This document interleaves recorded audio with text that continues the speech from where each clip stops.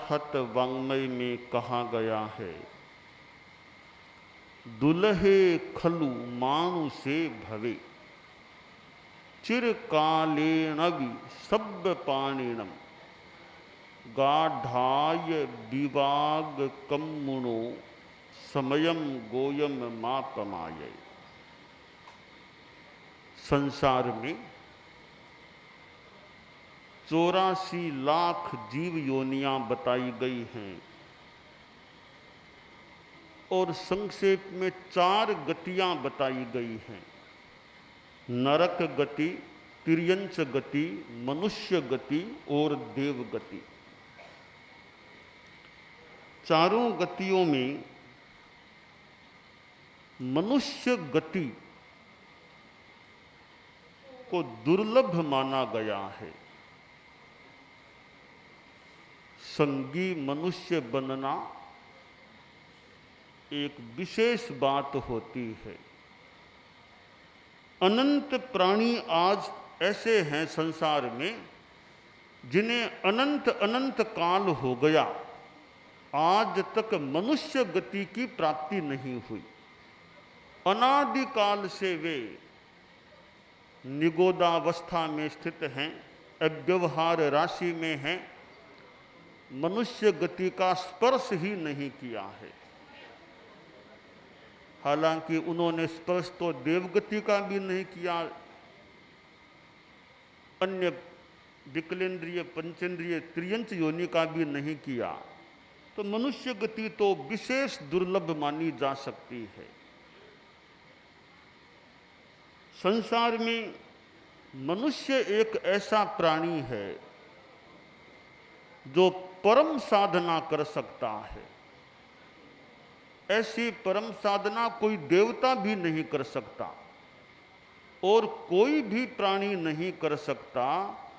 वैसी उत्कृष्ट अध्यात्म की साधना केवल मनुष्य ही कर सकता है। वीतराग केवल मनुष्य ही बन सकता है और कोई भी प्राणी वीतरागता की स्थिति को प्राप्त नहीं हो सकता। मनुष्य जन्म को दुर्लभ माना गया है और यह दुर्लभ मानव जीवन जिसे प्राप्त हो जाए उसका जितना बढ़िया लाभ उठा सके वह फायदे की बात होती है। और दुर्लभ मानव जीवन को पाकर भी जो प्रमाद में रह जाए, सोया रह जाए, वह तो अभागा आदमी होता है। आचार्य सोमप्रभ सूरि ने सुक्ति मुक्तावली ग्रंथ में कहा है, स्वर्ण स्थाले क्षिपति सरजः पाद शौचम विधत्ते पीयूषेण प्रवरकरिणं वाहयत्येधभारं चिन्तारत्नं विकिरतिकरात् वायसोड्डायनार्थं यो दुष्प्रापं गमयति मुधा मर्त्यजन्म प्रमत्तः। मनुष्य जीवन को गंवाने वाला कैसा अभागा होता है, किस प्रकार का उसका आचरण होता है, इसका सुंदर चित्रण आचार्य सोमप्रभ सूरि ने किया है।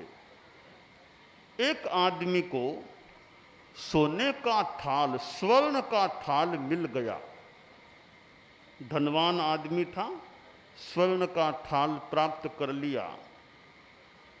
सोने के थाल में कोई राजा महाराजा विशेष आदमी को भोजन कराए या खुद भोजन कर ले, यह तो समझ की बात है। पर वह नासमझ आदमी न तो किसी विशिष्ट व्यक्ति को सोने के थाल में जिमाता है, न खुद भोजन करता है, परंतु घर का कूड़ा करकट सफाई करके जो इकट्ठा किया जाता है उसको सोने के थाल में डाल करके बाहर फेंकता है। एक आदमी जिसे अमृत मिल गया, अमृत की बात कहीं साहित्य में आती है, वक्तव्यों में भी आती है, अमृत महोत्सव भी मनाया जाता है, अमृत पान की बात कही जाती है। दुनिया में कहाँ वह अमृत है, क्या है, कोई तथ्य क्या है, जो है वह है। पर कवि ने कह दिया किसी को अमृत मिल गया, तो अमृत मिल जाए तो आदमी पिए या अपने और किसी प्रिय व्यक्ति को पिला दे, यह तो ठीक समझ की बात है। वह आदमी न स्वयं अमृत का पान करता है न दूसरों को कराता है, किंतु बाहर से आता है, पैर गंदे हो जाते हैं, पैरों को पानी से नहीं धोता, अमृत से अपने पैरों को धोता है। एक आदमी जिसे श्रेष्ठ हाथी मिल गया, गजराज, हाथी पर आदमी सवारी करे यह तो समझ की बात है। वह सवारी नहीं करता, हाथी पर बैठता नहीं, परंतु लकड़ियों का भारा हाथी पर रख करके वहन करता है, यह काम हाथी से कराता है। एक आदमी को चिंतामणि रत्न मिल गया, ये कामधेनु, कल्प वृक्ष, चिंतामणि बहुत महत्वपूर्ण चीजें, इनकी उपमाएं भी दी जाती हैं। उसे कहीं से चिंतामणि रत्न प्राप्त हो गया। चिंतामणि रत्न से अपनी इच्छा पूर्ति वह नहीं करता। सोया हुआ था, एक कौवा आ गया, आसपास कहीं कौवा बैठ गया। अब कौवे ने काम काम करना शुरू किया। अब उसके नींद में बाधा पैदा होने लगी, बाधा उत्पन्न होने लगी, तो इसको कौवे को उड़ाना है। कौवे को उड़ाने के और तरीके भी हो सकते हैं, पर वह और कोई तरीका काम नहीं लेकर वह जो चिंतामणि रत्न पास में था उसको फेंकता है कौवे को उड़ाने के लिए। ये चार आदमी सोने के थाल में कचरा डालने वाला, अमृत से पैर, गंदे पैर धोने वाला, श्रेष्ठ हाथी पर लकड़ियों का भार ढोने वाला और चिंतामणि रत्न से कौवे को उड़ाने वाला, ऐसे व्यक्ति नासमझ और मूर्ख होते हैं। आचार्य प्रवर ने कहा, सोमदेव सूरि ने कहा कि ये व्यक्ति ही मूर्ख नहीं है जो व्यक्ति इस मानव जीवन को प्राप्त कर, जो दुर्लभ है, इस मानव जीवन को मूर्छा में, प्रमाद में, पापों में, व्यसनों में बिता देता है, वह आदमी भी नासमझ होता है। वे मनुष्य धन्य हैं, कृतपुण्य हैं, जो मूर्छा को तोड़कर आलोक प्राप्त कर लेते हैं और अपने जीवन को सत्कार्यों में नियोजित करते हैं, आत्म कल्याण के लिए अग्रसर हो जाते हैं। परम पूज्य आचार्य तुलसी जिनकी विहरण भूमि चतुर्मास भूमि में हमारा अभी विहरण हो रहा है, एक मानव जीवन का उपयोग करने वाले व्यक्तित्व थे। यानी किस प्रकार उन्होंने अपने मानव जीवन का उपयोग किया। स्वयं ने साधना का पथ स्वीकार किया और दूसरों को भी अच्छा जीवन जीने का मार्गदर्शन प्रदान करते थे। अनुव्रत के माध्यम से वे जनता को सन्मार्ग दिखाने का प्रयास करते थे। कितने कितने लोग उनके संपर्क में आए थे। एक और राजनीति के बड़े बड़े लोग उनके संपर्क में आए, तो अन्य वर्गों से संबद्ध लोग भी उनसे संपृक्त रहे। मानव में मानवता आए, नैतिकता आए, इस क्षेत्र में उन्होंने कार्य किया और लंबी लंबी यात्राएं भी की। कहाँ कोलकाता, राजस्थान से चले, कानपुर में बीच में चतुर्मास किया और फिर कोलकाता पधारे। कोलकाता से फिर सीधे राजस्थान पधार गए। अर्थात कितना परिश्रम, कितनी यात्रा उन्होंने की थी। परम पूज्य आचार्य महाप्रज्ञ जी प्रेक्षा ध्यान की बात बताते थे कि आदमी ध्यान करे, राग द्वेष प्रियता अप्रियता के भावों से मुक्त रहने का प्रयास करे, केवल देखे, न राग न द्वेष, ज्ञाता दृष्टा भाव। आचार्य महाप्रज्ञ जी ने ही संभवतः कहा था कि समस्या और दुख एक नहीं है। समस्या जीवन में आ सकती है, पर उससे दुखी होना जरूरी नहीं है। समस्या के आने पर भी आदमी शांति में रह सकता है। दुनिया में समस्या तो किसके सामने नहीं आती होगी, चाहे बड़े कहलाने वाले लोग हों या छोटे कहलाने वाले लोग। समस्या तो किसी के भी जीवन में आ सकती है, पर समस्या से आदमी व्यथित न बने, चिंताकुल न बने।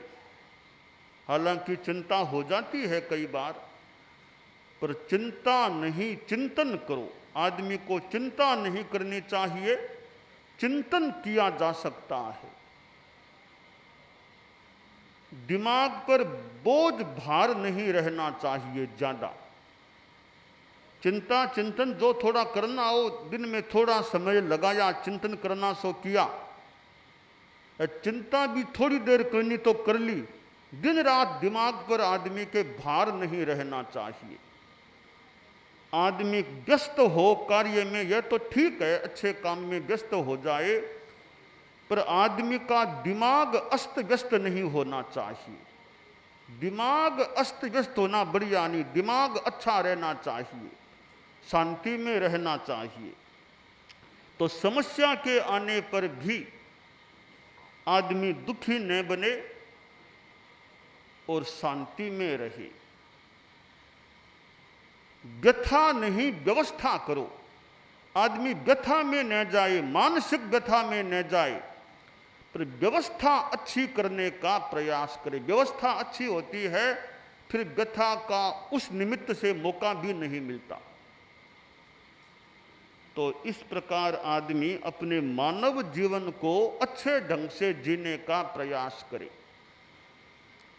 आदमी का समय का प्रबंधन अच्छा रहता है तो दिनचर्या अच्छी रह सकती है। अगर न उठने का समय तय है, न सोने का समय तय,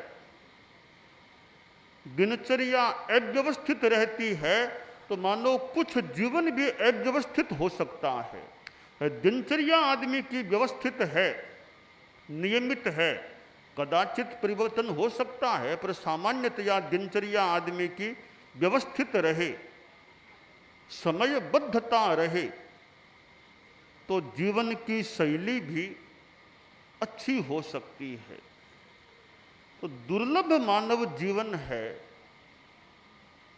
इसका हम बढ़िया उपयोग करने का प्रयास करें और चिंतन करें, ध्यान दें कि मानव जीवन पाकर मैंने किया क्या, क्या कर रहा हूं, मेरा समय किस में जा रहा है। गीत में कहा गया, मानव जीवन पाकर तूने मानव जीवन पाकर तूने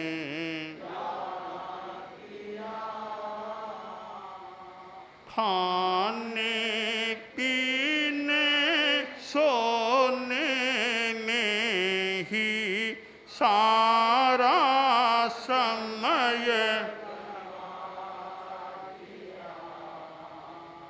सारा समय मानव जीवन पाकर तूने क्या किया।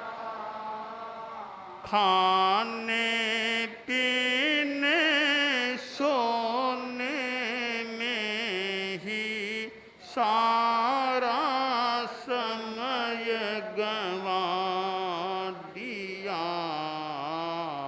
सारा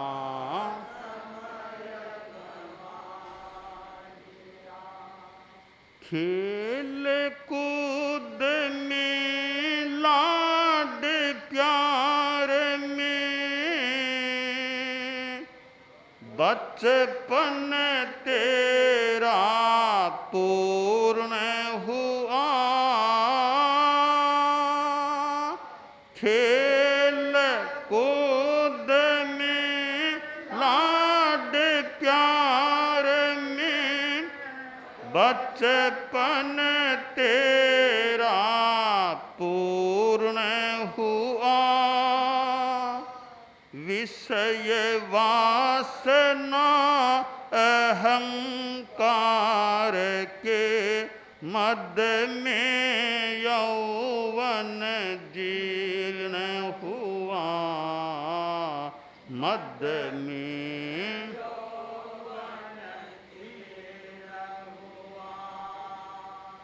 तुच्छ जरा ने तुच्छ जरा ने मन पंकज को म्लान किया। तुच्छ जरा ने मन पंकज को म्लान किया। खाने पीने सोने में ही सारा समय गंवा दिया, सारा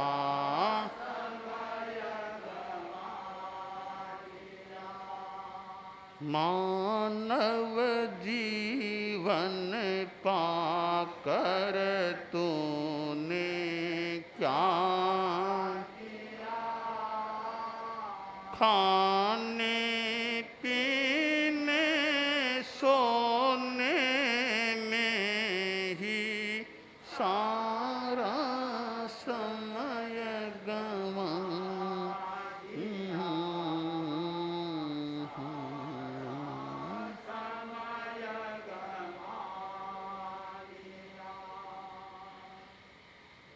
जैन श्रावकाचार में दो व्रत, एक इच्छा परिमाण और एक भोगोपभोग परिमाण व्रत। अब आदमी यह सोचे कि मेरी इच्छाएं कितनी है। भौतिकता की इच्छा, आगे से आगे पाना, वो पाना, वो पाना। आदमी इच्छाओं का परिसीमन करे, इससे ज्यादा अब नहीं चाहिए। अति संग्रह में मैं न जाऊं, संग्रह हो गया तो विसर्जन कुछ करने का प्रयास करूं। धन का भी अति संग्रह हो गया, अब विसर्जन करने का प्रयास करें, परित्याग करें, आसक्ति को छोड़ें। तो यह इच्छा परिमाण भी मानव जीवन को सार्थक बनाने का एक उपाय है। और भोगोपभोग की सीमा, कि जीवन में भोग ज्यादा न, पदार्थों का भोग अति न करें, भोगों की सीमा करें। कपड़ों का क्या, खान पान का क्या, मकान क्या, सुविधा साधन क्या, इनकी कितनी सीमा हो सके। तो आदमी को भोग सीमा, पदार्थों के उपभोग की भी सीमा का प्रयास करना चाहिए। भौतिक साधन है, साधन होने पर भी भोग का संयम करे, वो त्याग की बात हो जाती है। तो यह दुर्लभ मानव जीवन है, इसको हम सार्थक बनाने का और इसके द्वारा आत्मा का उत्थान करने का प्रयास करें, यह अभिलषणीय है।